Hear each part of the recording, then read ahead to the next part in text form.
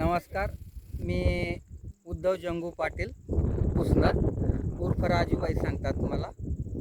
मी हा जो कांदा लागवड केलेला आहे हा V12 म्हणजे जैन इरिगेशनचा कांदा केलेला आहे. तर पहिल्याने रोप टाकलं होतं. रोप टाकल्यानंतर मग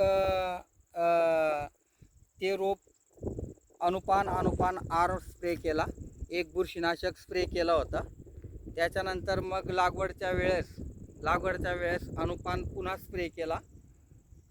काही लागलं नाही. जास्तीत जास्त सगळं रोप मिळून 100 ml फक्त लागलेलं होतं.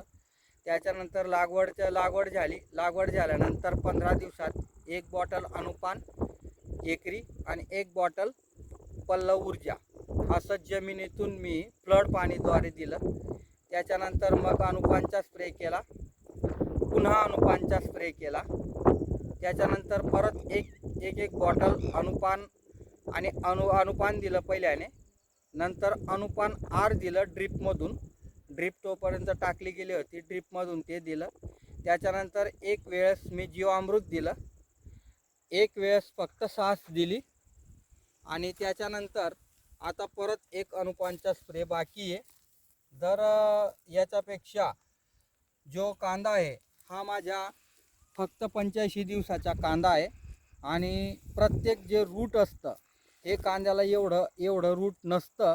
पण अनुपान आरचा हा असा रिझल्ट आहे की डायरेक्ट खाली जे आहेत ना 6 इंचाचं रूट खाली गेलेलं आहे. म्हणजे त्याला ताकद किती आहे हे याच्यावरनं कळतं. अशा पद्धतीने त्याच्यानंतर लोकांनी खूप सांगितलं मला की फर्टिलायझर पुन्हा टाका. मी या 2 एकरसाठी फर्टिलायझर फक्त 6,500चं टाकलं आहे.